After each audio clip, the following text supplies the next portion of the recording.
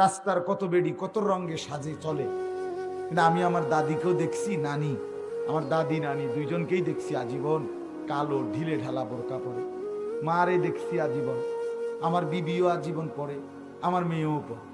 এখন আমার প্রজন্মের এই চারজন, আমার দাদি, আমার মা, আমার স্ত্রী, আমার মেয়ে, চারজনই ধারাবাহিকভাবে কালো ঢিলে ঢালা বোরকা পরে। এখন যদি গোটা পৃথিবীর বেড়িতেও কয় আমাদেরটা সুন্দর, থো তোর সুন্দরের উপর, থো মারি তোর এই বেপর্দা সুন্দরের উপরে। বরং আল্লাহর কোরআন যেটা বলছে, রাসূলুল্লাহ সাল্লাল্লাহু আলাইহি সাল্লাম যেটা বলছে, গোটা পৃথিবীর উপরে এটাই সুন্দর। এই যে বললাম, এই যে পথ, নির্দিষ্ট টার্গেট, গন্তব্য জানা আছে, গন্তব্য জানা আছে। এই জন্য আল্লাহ বলছে, আমি যাকে পথভ্রষ্ট করে দেই, পথ হারা করে দেই, তার আর কোনো পথ প্রদর্শক নেই, তার আর কোনো সুনির্দিষ্ট টার্গেট, সে কিছুই জানে না। সে মনে করে দুনিয়া ভোগ করছি, যখন যা পাই, যে বাজারে যা মেলে, যেদিন যা হয়, জিফুত কি হইব আমনের যা হইব, দেশে থেকে পারো, বিদেশ থেকে পারো, টিয়া পয়সা কামাইয়া ভাত তরকারি খাইয়া হইয়া থাকবো, আর কি তা, আর কি। কিন্তু এইটা ব্যর্থতা, এটা পরাজয়, এটা হেরে যাওয়া। কোরআনুল কারীমের মধ্যে আল্লাহ বলেন, ফামান লাম ইয়াজআলিল্লাহু লাহু নূরান ফামা লাহু মিন নূর। আল্লাহ তাআলা বলেন, আমার আলো, আমার আলো নূর, আমি আল্লাহর পক্ষ থেকে যে আলো পায় নাই, ফামা লাহু মিন নূর, তার জন্য পৃথিবীর আর কোথাও কোনো আলো নাই। আলো নাই, অন্য কিছুতে আলো নাই। একবার স্পষ্ট আয়াত, কোরআনের আয়াত, এই যে কোরআন শরীফ, ফামা লাহু মিন নূর, তার আর কোথাও আলো নেই। তাইলে আপনি কিংবা আপনার ছেলে মেয়ে, জওয়ান কিংবা বুড়া মানুষ, আপনাদেরকেও বলি সাফ সাফ কথা, আপনারা যারা আল্লাহর কোরআনের সংস্পর্শ পান নাই, আপনি কিংবা আপনার সন্তান, আপনারা আলো পান না। ভাত খেতে আসছেন, এই আর বন খান, বিড়ি খান, চা দোয়ানে গপ মারেন, হ্যাঁ, মানুষের বেডি চান, আপনার তো ভালো লাগে, বেডিয়ে নাচে, আপনার তো সুন্দর লাগে, চা দোকানে টেলিভিশনে নর্তকী নাচে, আপনার তো সুন্দর লাগবে।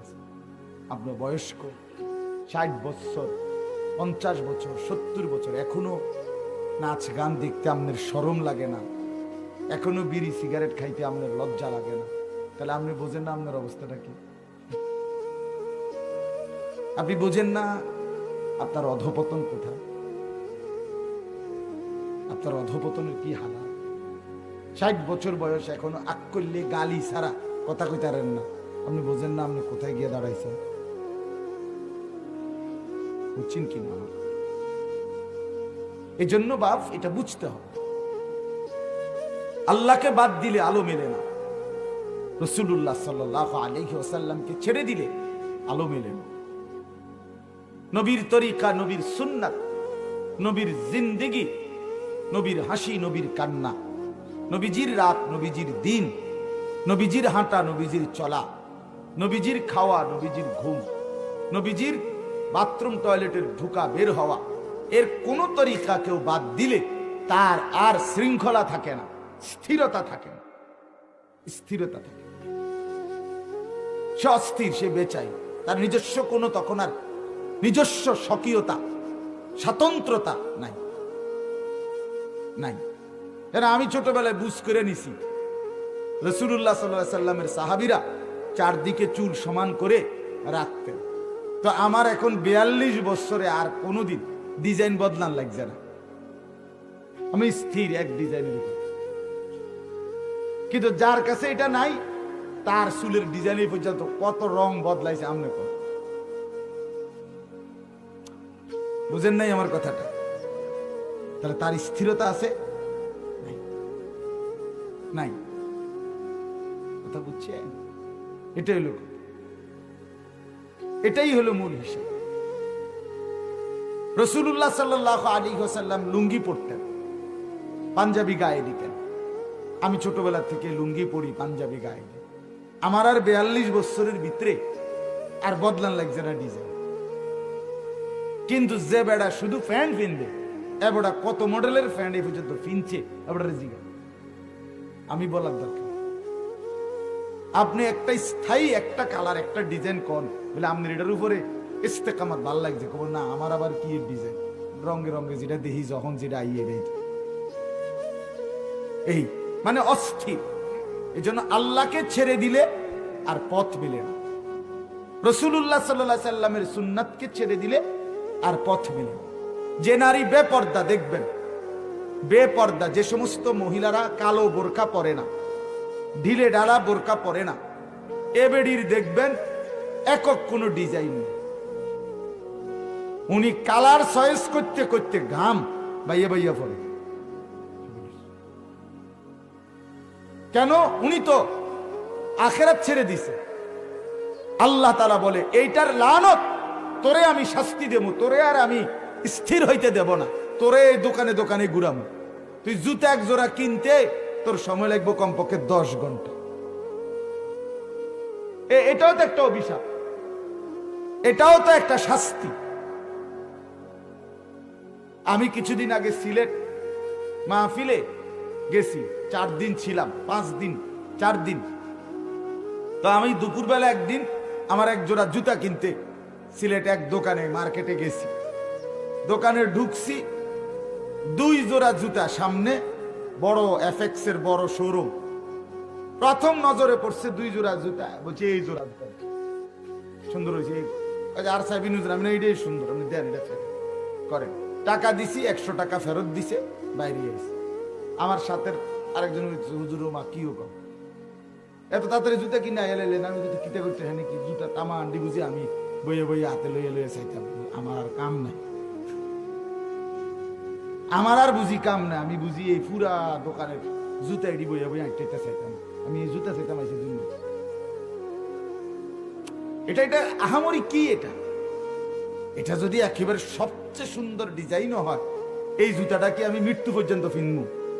তো এইটার লেগে এত মাথা পানি করার কি আছে? আছেটা কি বলে? এই জন্য বললাম আল্লাহকে ছেড়ে দিলে স্থিরতা থাকে না, স্থিরতা থাকে না।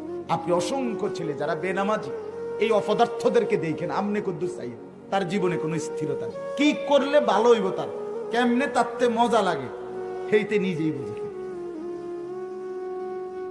আপনি দেখেন, আপনি একটা দিন একটা সপ্তাহ খেয়াল করে হে করেটা কি?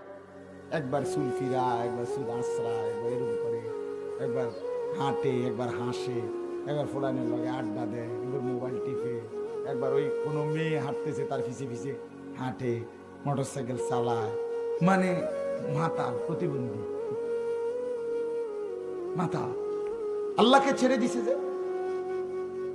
নামাজকে ত্যাগ করছে, আল্লাহ লানত, অভিশাপ, আল্লাহর আযাব, শাস্তি। শুধু থাপ্পড় দেওয়াকে বলে না, কথা বুঝেন না আপনার, এটা দ্রাম করে খিচ্চালাইছে, শুধু এটা শাস্তি না, হৃদয়ের অস্থিরতা এটাও শাস্তি, এটাও শাস্তি। হাসান বসরি রহমতুল্লাহ আলাই বিশ্ববিখ্যাত বুজুর্গ ছিলেন, তিনি বলেন যে কোন ব্যক্তির গৃহপালিত পশু, মনে করেন আপনি গরু পালেন, ছাগল পালেন, মুরগি পালেন, হাঁস পালেন, মানুষে পালে না, এই গৃহপালিত প্রাণীও যদি অসুস্থ হয়, খোদার কসম তিনি বলেন এটা ওই বাড়িওয়ালা, ওই ফ্যামিলির, ওই মানুষগুলোর, ওই ঘরওয়ালাদের গুনাহের শাস্তি। এটা আমার পাপ, আমার গুনার কারণে আমার গৃহপালিত গরুটা কি পাচ্ছে? কষ্ট, কারণ তার কোনো গুনাহ নাই। গরু ছাগলের কোনো গুনাহ আছে? কথা করেন না কেন? হাঁস মুরগির কোনো গুনাহ আছে? না, এটা আমার গুণ, আমার গুণ, আমার অপরাধ, আমার পাপ, আমার নাফরমানি, আমার অবাধ্য। এই জন্য কোরআনুল কারীমের মধ্যে আছে, আল্লাহ তাআলা বলছেন ইন্নাল্লাযীনা ইউহিব্বুনা আন তাশিআল ফাহিশাতু ফিল্লাযীনা আমানু।